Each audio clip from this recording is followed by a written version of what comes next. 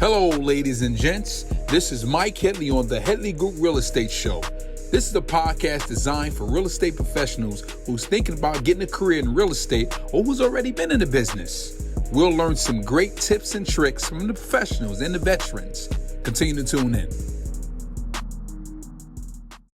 Hey, ladies and gents, this is Mike Headley. We are back for another great episode on Headley Group Real Estate Show. Our show is geared for real estate, particularly professionals, but in this case, we had to highlight this brother here. He's an investor in real estate and actually killing the game. He's in the Midwest Chicago area, but I'm quite sure any insight he provided, we can use it worldwide.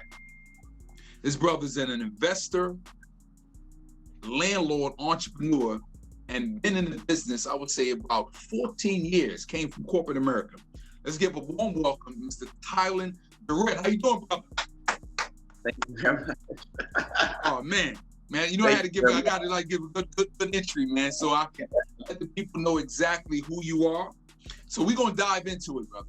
So now, Yes, okay, from what I've seen in the bio, I know you say you've been in the business 14 years, but then you said from the bio that you transitioned corporate America. Is that true?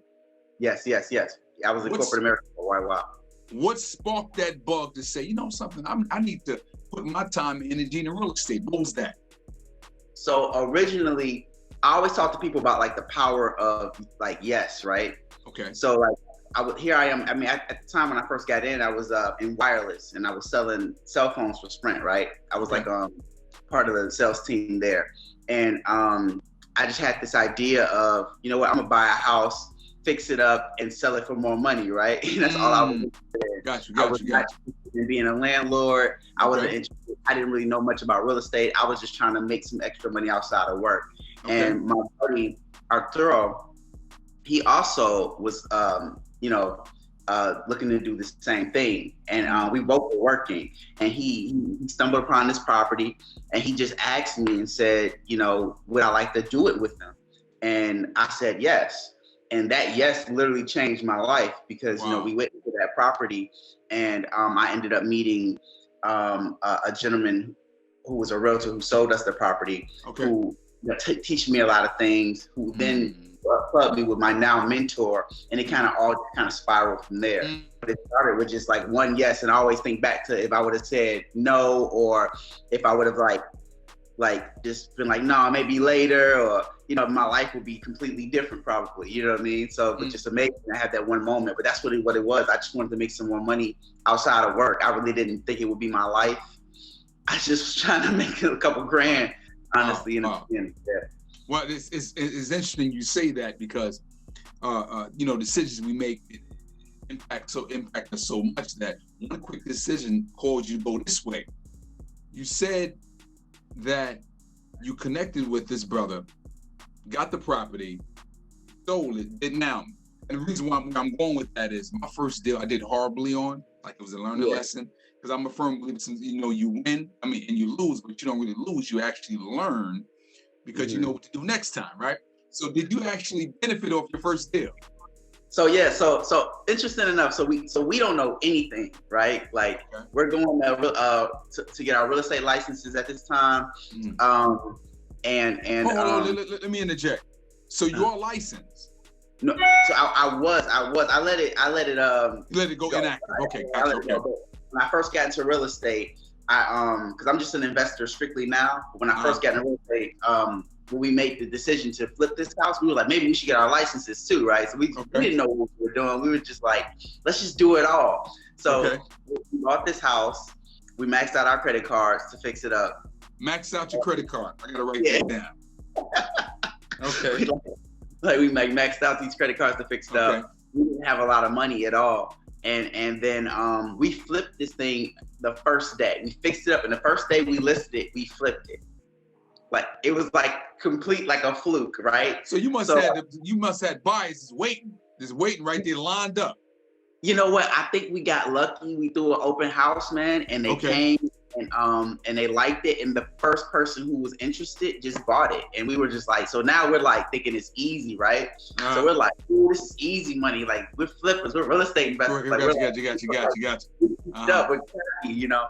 And so then we do our second one, and it was the worst. Like, oh, the second one was the worst. Got you. You did the first, but it was the second. Okay. The second one was like, shooting a half court shot, and it just goes in, and you're like, oh, I'm a basketball player. Okay. And then you get the layup. You're like, oh, I guess I'm not that good. Got you.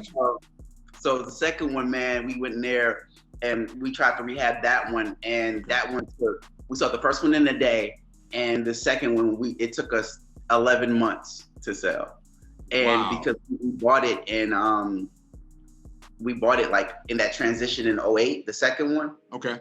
And so like the values dropped drastically, and we didn't understand that the market was tanking and so on and so forth. We were young, gang. We didn't understand how to really do our after repair values and stuff. So when we bought it, we thought it was going to be worth this much, and then after 4 months of rehab, everything had adjusted at that time and period. And I got to keep asking questions on this particular topic here. Sure. You was pretty much buying something right at the beginning of that financial crisis in 07, 08. Yep. How long did it take you to rehab that property? It took me 4 months to rehab that property. 4 months to rehab, and it took you 8 months to sell it? Yeah, and like another, I would say 7-8 months to sell it. Because I think it was like an 11-month thing. It was just shy of a year. I remember it being just shy of a year. So then that was like a big wake up call. Like, I guess maybe we're not as good as this. Exactly. So it was some of like us being negligent and not really knowing what we were doing, and also a combination of the market turning. We didn't understand that things could swing like that, and we never witnessed it before, so quickly. Yeah, exactly. I seen swing so quickly. Yeah, it just happened so quick. It was just like, man, like where the values go? Correct. And so it completely scared my boy off. And he's like, well, I'm looking at the values. All the numbers are down. There's no room to flip.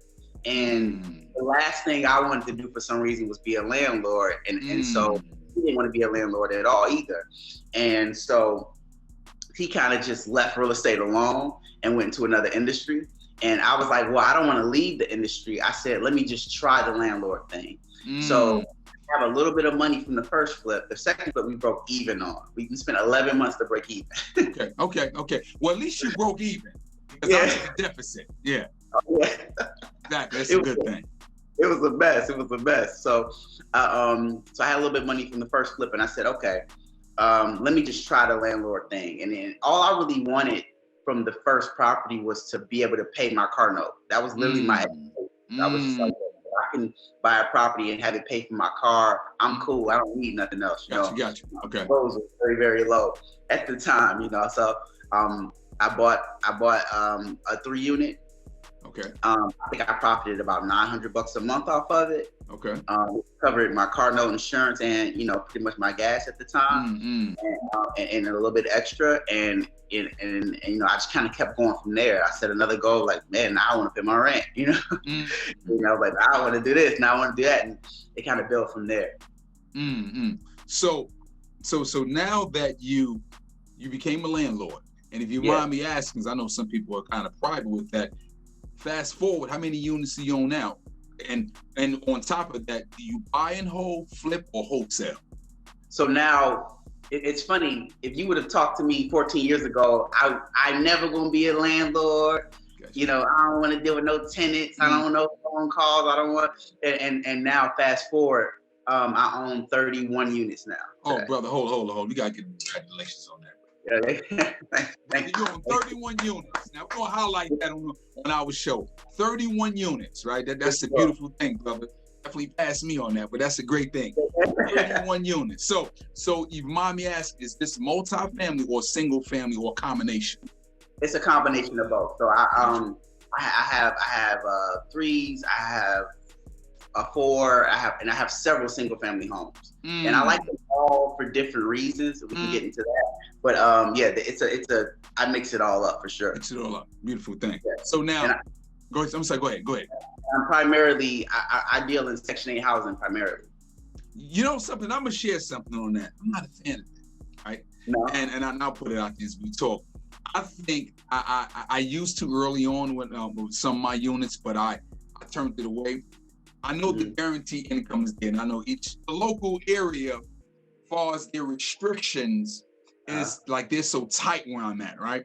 So I like the fact that if I can deal with a tenant that's bringing cash to the table, something similar to a bank, whereas though they might say we're only going to finance 70% of it, and 30% I need you to put some skin in the game, because now, like I said, you got some skin in the game. There's some your level of concern is higher, right? So I think, and I've been successful with it, that when people are paying cash, they take good care of your place, and there's like I said, there's a connection there. My experience when I dealt with some tenants, whereas though they only pay $50, $25, they don't really care. Destroy your place, move on. So, but anyway, I digress. That was just my moment there. I definitely, Section 8 has its challenges. Correct. It's a blessing and a curse, right? Because you get the guarantee. All you have to do is pass an inspection annually or semi-annually, and but you know, I mean, I get it. I mean, there's a lot of pitfalls to it, and I have a mix of cash and Section 8. I just primarily my portfolio is mostly Section 8 because the properties I acquired, like these last bundle of properties I acquired, they were turnkey and they were Section 8 rent. And I just So if you mind, how many units did you acquire at one time? This last deal I did was 5. 5 units. 5 units. Yeah. And if you care to share, why did the seller want to sell? They just tired of being a landlord, or? So they had them. They acquired these in 2008. They made more than 5 times their money. They want to move on to a bigger investment. This investor in particular, I think he wants to do Airbnbs. And so, you know, there was room to negotiate, and you know, we got the deal done for sure. Wow. So do you have partners or just you now? Because I heard you mention a partner earlier. It's just me. I started out with you round of applause for that.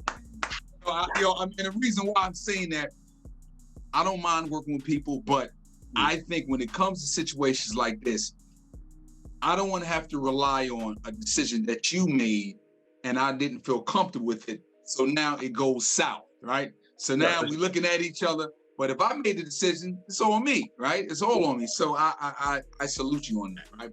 So definitely. Because I just think that a lot of people feel as though that there's nothing wrong with scaling quick with the team, right? You got to have good people in place, but you can do it yourself. There's nothing wrong with that, right? So I digress, brother, but you just hit me with some nuggets here. I had to just comment on it. That's all. I liked having a partner in the beginning. And I always say he was a blessing to even offer to do it with me. I've been able to do it myself, and honestly, I wanted partners when I was going into the rental side of things. But if I'm being 100% honest, a lot of my friends at the time were just being knuckleheaded, and women and drinking and partying I know where you're going with it. I like the women and drinking party too, but you got to focus, and I was the more focused individual. I think that's just what their life was about at the time. So I kind of had to keep moving, but a few of those brothers reached out and they're like, we want to do something now. And I'm going to assist them, with some things now. So brother, we got a lot in common, man. I'm be honest with you. I've been in situations where it's that, hey, listen, I want to party. I'm like, listen, we got to take care of this, get the priorities. And there's nothing wrong with that, but I've always said, take care of the money. You take care of the money, it's going to take care of everything else, right? So let me transition a little bit, still on the topic of real estate. You got in your bio the BRRRR method. I know what it means. Explain to people what that means and how that benefited helped your business. So after acquiring a few of my first rentals, I came across something called the BRRRR method. And at the time, we didn't call it the BRRRR method. It was just something that my mentor was doing. And then I read in a book I read this book and they referred to what he was doing as the BRRRR method. And so what I found is that it's one of the most powerful tools when you're trying to build your portfolio. And what it is it's BRRR, and the B stands for buy, and then R is renovate. The second R is rent, and then the third R is refinance. And then some people say BRRRR. They throw another R on there and they say repeat. But the repeat, exactly. I've heard that. Yeah. Correct. I've heard that. Yeah, so I think it's just a great process. It's just a great way to acquire rentals and kind of recycle your money, because if you can put money down, like let's say you have $30,000 to play with, right? You know, but you want to get 10 homes. You're looking at 30 grand. You're like, okay, well, how am I going to get 10 homes for 30 grand? Well, you put that money down on one property, fix it up, rent it out, refinance it, get your money back out, and then doing it with the same money. And then every time you pull your money out, because it's a refinance and it's not a sale, it's tax-free. So it's a great way for somebody who has a minimal amount of money to kind of do big things. And that's been really key, because I mean, just background on me, I come from humble beginnings. I didn't really have money when I started, you know. Exactly. Yeah. You know, so I mean, I think I started real estate with like $5,000 on a credit card, you know. And so, you know, that was really pretty much all I had going on. So I needed to be creative and see new ways to kind of recycle the money and the BRRRR method. In some instances, depending on what area you're in and how good the deal is, you can not only pull your money back out, but you can pull extra money back out. I've done deals like that where I put in 30, walked away with 50. Now I got 20 grand on a refinance, tax-free. And then I move on to the next deal, and then it just gets bigger and bigger and bigger. You just don't get greedy with it. You don't over leverage. Make sure that when you refinance, you leave enough money to pay the mortgage and make a profit. You know, don't get greedy and pull the whole equity out. You know, and now you're making $100, you know, on your rental. You know, it's just I think it's the best method I've heard in real estate. You know, a lot of guys want to flip, but this is a way to flip without the capital gains tax and without worrying about having to find a buyer. So on that topic, got a couple of questions with that. You actually was answering them as you was talking. What do you say to an investor, up-and-coming investor, or a seasoned investor that might say, you know, well, the goal is to pay my properties off. Like, I want them to, you know, hear so much about generational wealth. If I got debt on it, how do I really get to that point to really pay them off? Because I've had a client one time say that, I think he had 8 at the time. His goal was to have 20 to 25 free and clear properties. For sure. But, and that might be a process as far as paying them down. But so what do you say to that? You know, in terms of they want to be free and clear, but they continue to do the BRRRR method and get more properties. So I guess it's all about your goal. I always say that there's good debt and bad debt, right? And I think, especially in our community, we always like free and clear. I don't want to owe nobody. I don't want to owe nobody. Okay. You kind of got to get used to good debt. If you have a debt of $250,000 that is being paid off by a tenant, and you're never paying a mortgage, and you're making money on the monthly, like, is it really a bad debt? It's a good debt. And I think people are just scared of the word debt. And I would urge them to kind of recalibrate and and rethink about how they feel about debt, because I mean, it's a good thing. You know, like I'm wearing this shirt, Cash Flow. This is Grant Cardone's company. Yeah. Well, you know, so let me go ahead. Good, I'm gonna talk about that in a second. He's all about the debt. Grant Cardone, you know, I watch him a lot, and I aspire to be, you know, not that big. I mean, he's pretty big, but, you know, just be kind of on that path. Correct. And he's always like all about the debt. He's like, give me more debt. He's like, give me billions of dollars of debt. He's like, because I know what to do with it. You know, and credit card debt is bad. You know, the car note debt is bad. The student loans and the personal loans is bad. But when you attach debt to real estate, it's actually a benefit to you, and it will be paid off in time.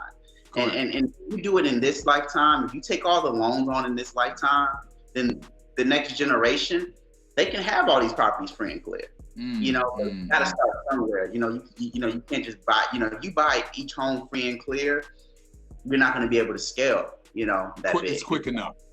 Yeah. And, you know, and I will say just what you said a minute ago, what happened to you in 08, and not to get too much off sidetrack here, but we all know, I guess my years being in real estate, is that there's a market correction every 8, 9, 10 years. And I think we're open for that. That's coming, right? Exactly. With this whole COVID thing and with the new administration trying to get a new stimulus bill. The reason why they're doing that, because they see it's a lot of evictions and you can't, and foreclosures on the back end.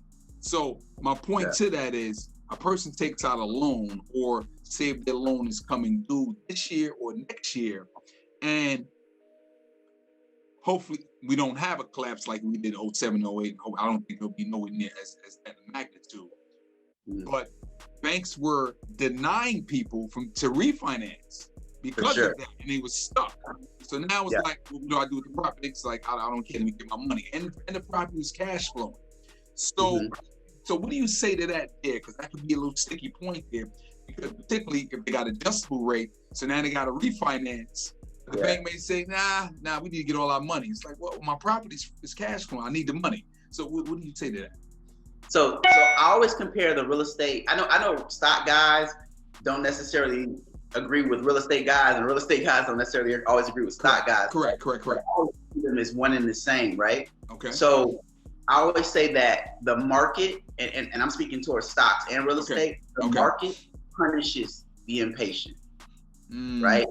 It punishes the impatient. It is literally designed to punish the impatient. And Warren Buffett has a saying, be greedy when others are fearful, and be fearful when others are greedy, right? Right. And so it's just like, you just gotta kind of play it. You kind of gotta play it like the stock market. You have a bear market and a bull market. And I think of real estate the same exact way.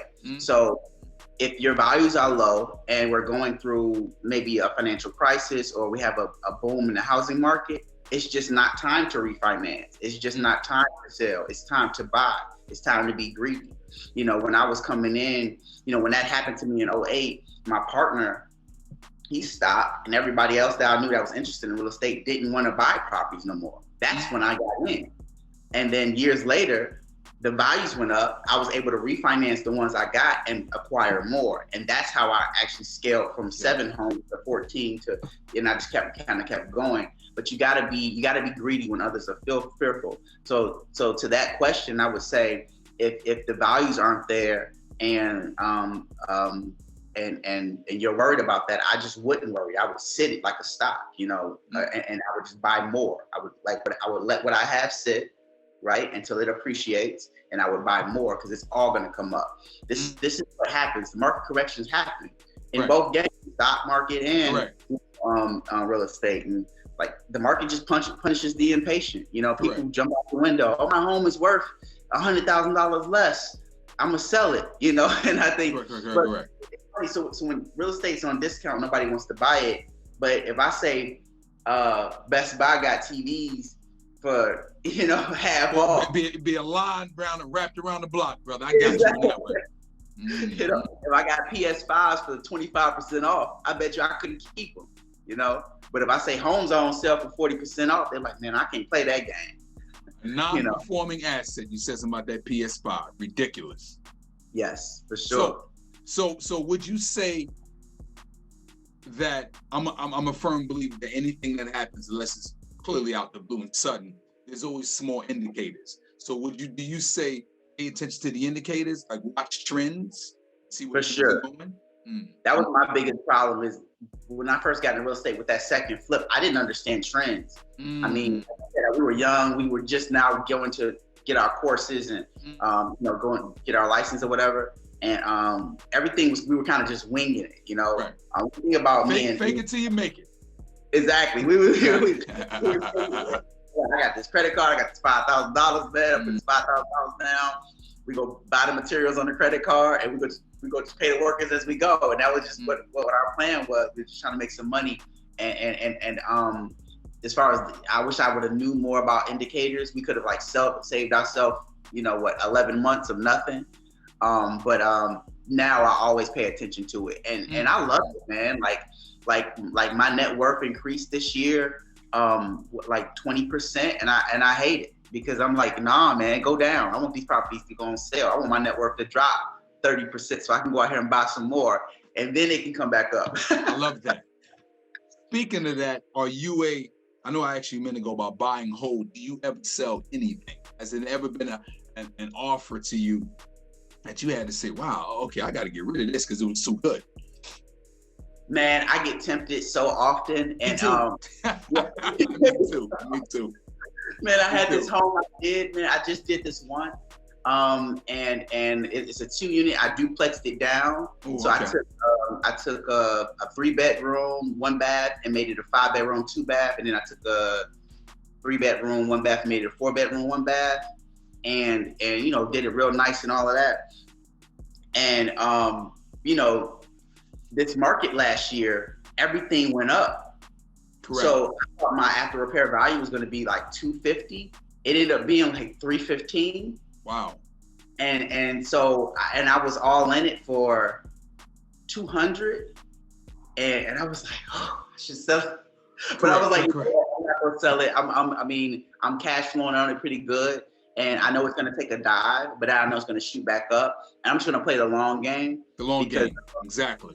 So I could make, you know, maybe after fees, maybe $90,000 on that property in particular on a flip, but if I let them pay down the debt on it and hold it for longer, there's hundreds of thousands of dollars to be made. And I can make $1,000, you know, a month potentially on that property in particular. So I'm always playing a long game. I don't sell really. I mean, if I see a tasty flip out there, I might get in there, but I'm not a flipper. I love the Bird method. I love, you know, putting the money down, refinancing, trying to put a little bit of money and holding everything, because the option to sell, you know, as long as you weather the storm with the market, that'll always be. You know, people are like, well, what, you know, things are hot right now, you should sell. But, you know, that's just kind of how people are programmed, you know, I mean, for the long term, you know. So, I mean, it'll get hot again, you know, it'll dip and it'll get high again. And it'll probably get hotter, honestly, because I think Chicago is really trending up. They're doing a lot of gentrification in here, which is, I'm trying to get more people that look like us to hop in before it gets too hot, you know, and it's like New York. Correct, you know, correct, exactly. Those prices in New York, I look at those prices, I'm like, y'all. It's crazy, exactly. Well, prices in New York are different. Hey guys, thank you for watching our show. We're going to interrupt you real quickly.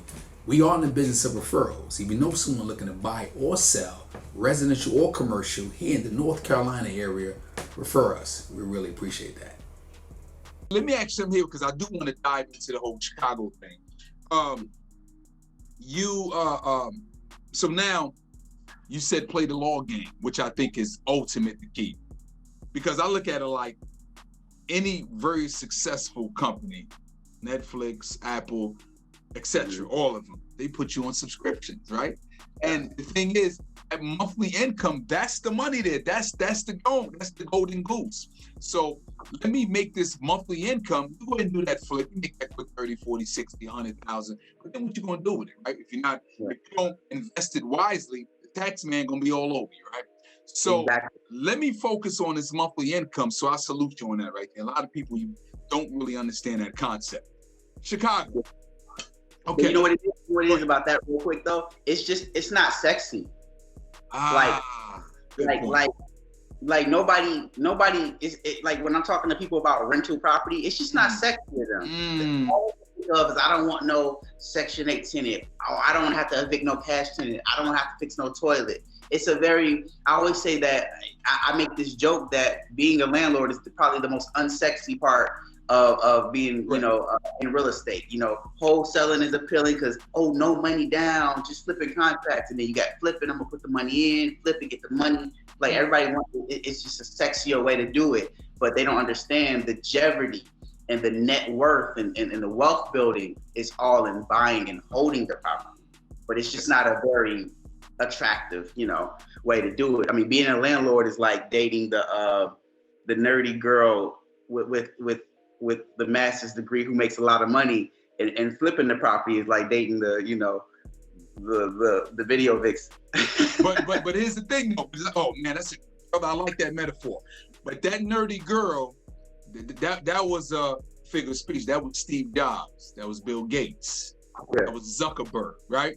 The long game, right? So she nerdy, but who's gonna be there 20 years from now? That video vixen, she out of there. Soon as somebody else a little bit younger come along, she gone. Exactly, and that's the flip money. You get your little $50,000, you blow through it. You know, after you pay your capital fees, your capital gains tax, and then if you don't immediately put it to another asset, like I got friends who are career flippers, and they hit dips where the market's not good, and I've seen them up and down and up and down, and I'm like, you know, because they just refuse to hold property, they just want to flip. And Correct. you know, one bad flipping, And that's it. You're right. That's it. You know, That's it. my income just keeps, going up. Let me segue into Chicago. Okay. Yes, like I said, I only been it twice. South Side, that's where you at. Yeah. The media, gives it a bad rap, right? For sure. How do you navigate, right? Because you're there every day. How do you deal with the tenants, people that look like us? I mean, because I want you to speak to the world and let them know, hey, you can invest here. Chicago is it. And it takes a certain caliber person, because again, like I look at my properties, they're in low income areas, but I know how to deal with my people, So, and some of us don't know how to deal with us, right? So how do you walk us through that Chicago vibe and the negative, not all of it, but sometimes it's like because negative, like because of the violence. How do you deal with that as a landlord? And do you self-manage? Self-manage? Okay. I do own and manage all of my properties. I don't do any handyman work. I do have men in place for that. Exactly. I do take all my phone calls. I do my own leasing and so on and so forth. Okay. Because I do it full time now. And I've been for the last 3 years, so I just kept going with it.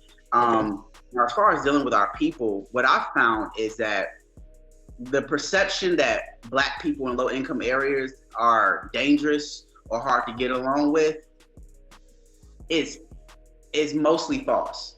I think a lot of times when dealing with our people, like if you treat them with respect and integrity, they'll treat you like, respect and integrity back. Like, I talk, like when I'm rehabbing a project, I walk over to the neighbor, I introduce myself, and I tell them what I'm doing. I tell them if they need anything while I'm rehabbing. I give them my phone number, and I never have issues. They love me. They will watch your property when you're gone.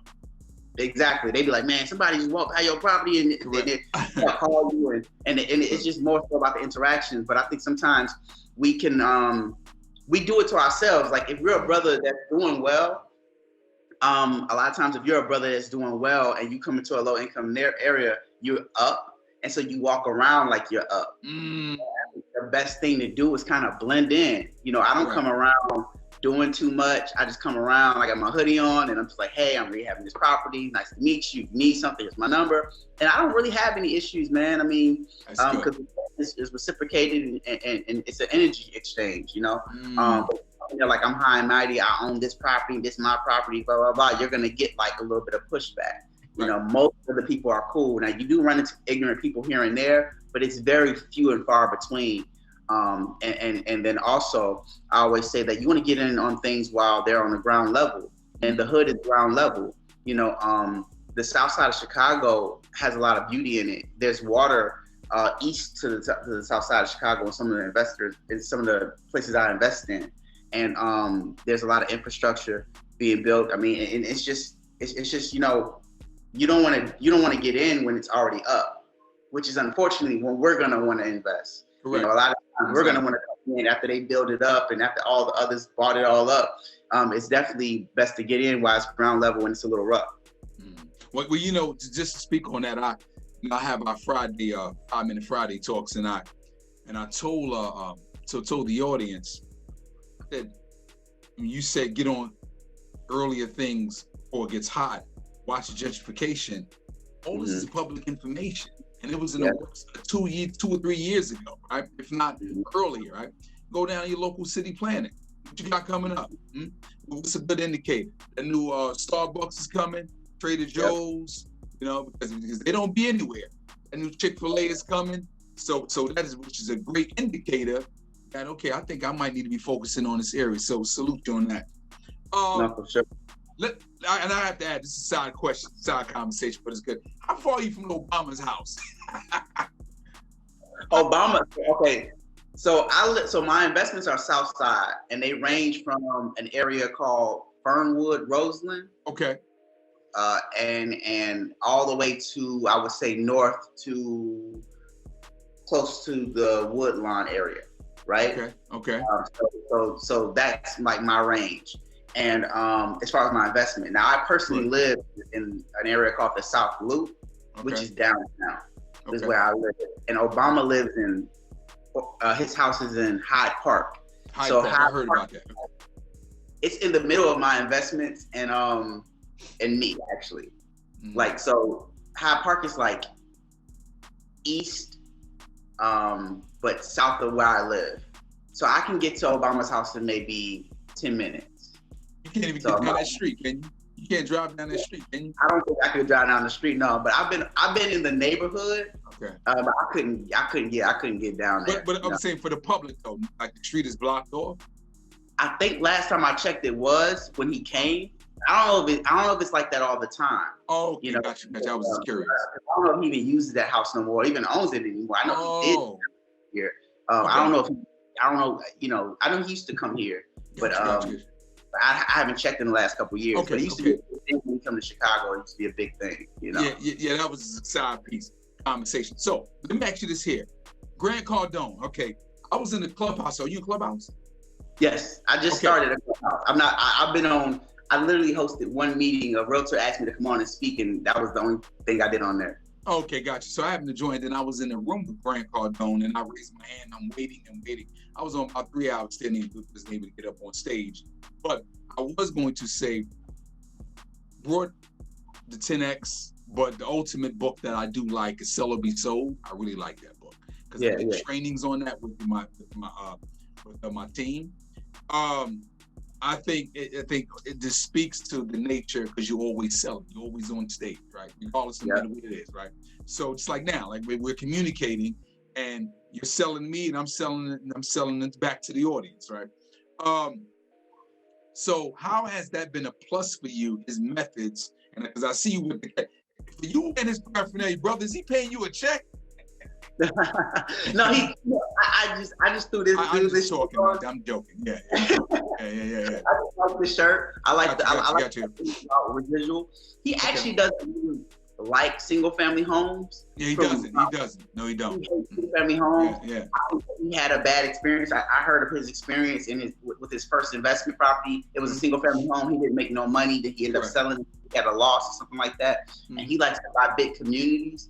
And I think that's 100% right. If you're financially in a position to buy big communities and big, multi-units, with 100 units, 300 units, then that is the way to do real estate. And I know that he filed funds, and eventually that's where I would like to be.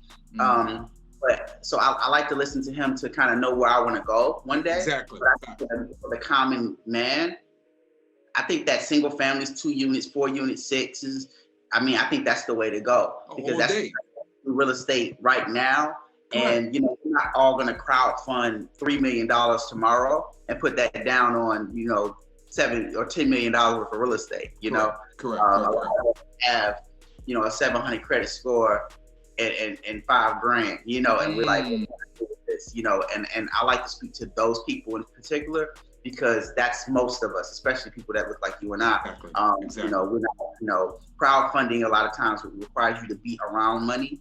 And this isn't to diss his methods, because I'm a fan of what he does, but it requires you to be around money. And a lot of us don't have the rich uncle, or we're not in the networking event, or we're not in a situation where we can really pull people's money to then invest in property, pay them a dividend, and eat off the residual. A lot of us are to use our NACA, use our FHA, use our VA loans, and take that and make that into an investment. So I disagree with him on that one piece of, don't do single family homes, don't do anything under. I agree. I think his number is 30 units. He doesn't like anything under 30 units or whatever the case may be. I'll take it in a heartbeat. I'll tell you exactly, Exactly. And like his goals are my goals, Correct. So it's, but I am a fan of him for sure. Correct. And also, he, and not kind of talk too much with him, but he's accountable to a lot of investors. It's not like, I know he said he buys the property and it's like investors come along, and I think the money that comes back from that he gathers from the crowdfunding, that's how he able to get his money, probably refinance to get his money back out of it. I'm unsure about that. So, brother, here's the thing, man. You are hitting me with a whole bunch of great insight and juice, man. And again, I definitely don't want, because I could talk to you all day about this. Well, what we do is, but before I ask you that, is there a question you wish I should have asked you that you want to ask? A question I wish you would have asked me. No, you're doing good, man. I can tell you ain't new to this. Well, yeah, brother, I guess trial and error, man. I said, I want to kind of kick this thing off because, again, we run the brokerage and I want to kind of get the brand going because I know everybody got podcasts. I said, but I need to just focus on my lane and also to shine a light on us, so to speak, right? Because, and I just think that that's big. And don't get me wrong, I'm open for anybody, but I think, like you said a minute ago, we don't get that attention where if I had to compare it in terms of a football field, starting at the 1. Sometimes we still in the locker room where they already at the 80, right? Yeah. So when they say equal playing ground, please, nowhere near. Like we still doing the catch-up thing, right? But we gonna get there. So, for sure. Brother, give me 2 golden nuggets, right? We ask all the guests that, whether it be a book, scripture, something you've seen on IG. Give us something for our audience where they can just kind of feed off of that and run with it. So for one, I would say, don't be afraid of debt. That could be very useful. It can be a smart debt, right? Smart debt, good debt. Don't be afraid of debt that's attached to an asset that's paying you every month and paying for itself. So definitely don't do that. And also, collaboration is better than competition. You lean on your network. When I said that I manage and I own my own portfolio alone, I do own it by myself, but make no mistake, I have a great lender, great workers. I have a great mentor. I have a good circle of people around me, and nobody in my circle is like jealous hearted, and we all kind of complement each other well and feed each other. So collaboration is better than competition. Just, like if you want good workers, talk to your buddy about his workers. If you want to understand something, be humble and ask the question. Just my network and me just kind of being humble and receiving the energy around me has gotten me pretty far in life. But I think a lot of times, especially with us, if he got it, you don't want to rock with him, and horrible. Isn't that I don't mean to interrupt you, bro. Isn't that so bad? Because it's like, what's for you is for you. And even though you could, I'm a firm believer that you couldn't, if you had it all, what you gonna do with it anyway, right? Exactly. You can't take it with you. The Egyptians tried and they got robbed. Yeah, the Egyptians tried and they got robbed. And it's so many of us have that mentality where, we don't want to hang out with people who have more, or we get envious of them. Like my mentor killing me on the residual and on the units, and I love it, and I feed off of it.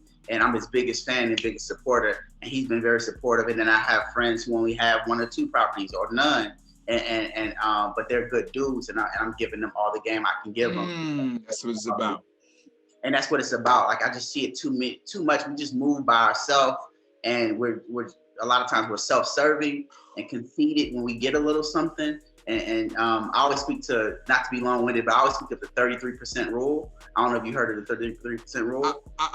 Go ahead. I've heard of it, but go ahead. So you're gonna like me.